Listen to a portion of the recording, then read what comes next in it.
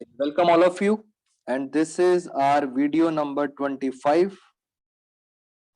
दोस्तों shares chapter भी खत्म होने जा रहा है, जरा इसके बारे में भी थोड़ा सा पढ़ लेते हैं। आइए जरा मेरे साथ ध्यान से। थ्योरी का कुछ क्वेश्चन पढ़ते हैं।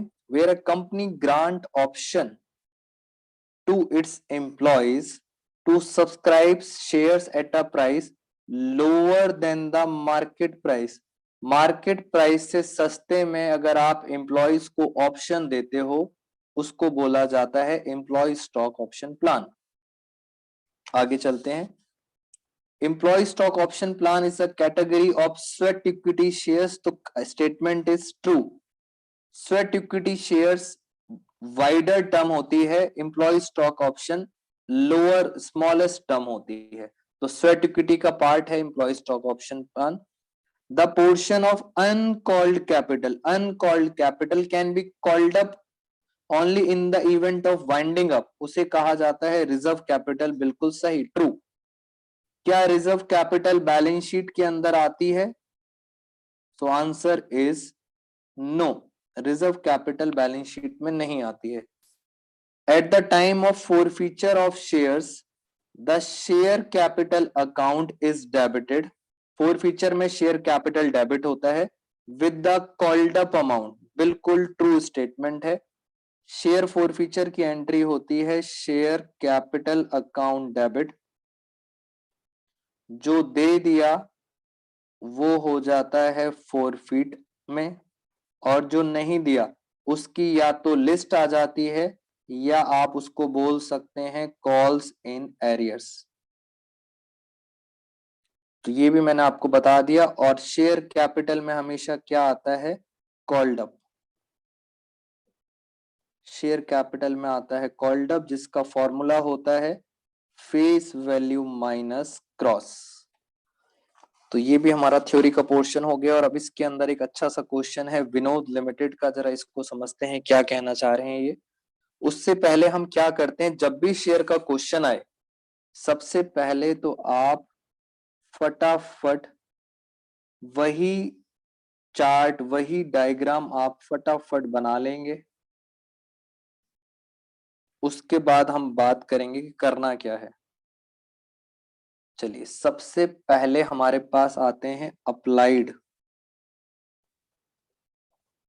फिर आता है एप्लीकेशन मनी रिसीव्ड,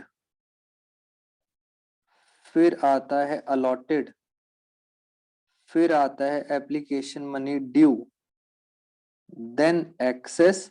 और उस एक्सेस पैसे को या तो आप रिफंड करोगे या आप आगे यूज करोगे अलॉटमेंट में।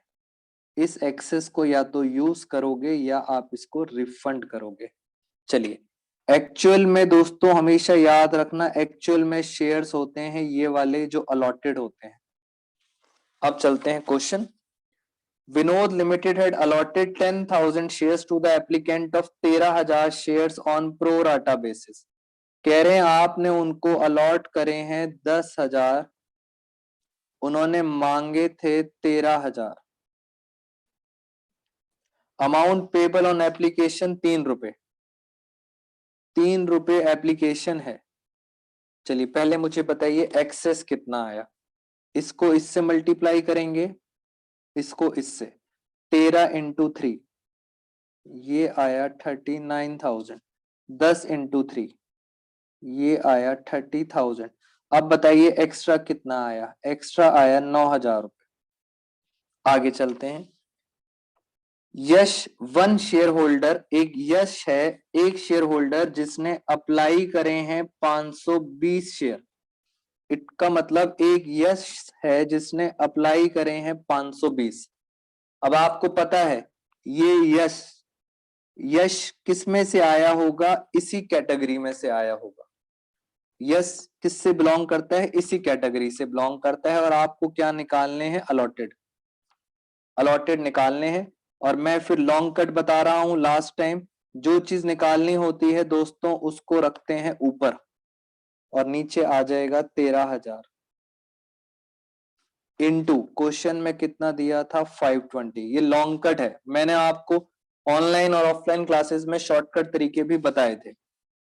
1 2 3 1 2 3 13 के टेबल में क्या 52 आता है? 13 फोर्जा 40, यस 13 फोर्जा, तो 40 हो गया, तो फाइनली आंसर आ गया 400 रुपए। तो 400 शेयर्स अलॉटेड है और फटाफट देखते हैं इसकी एक्सेस मनी कितनी आई। जी जल्दी से देखते हैं।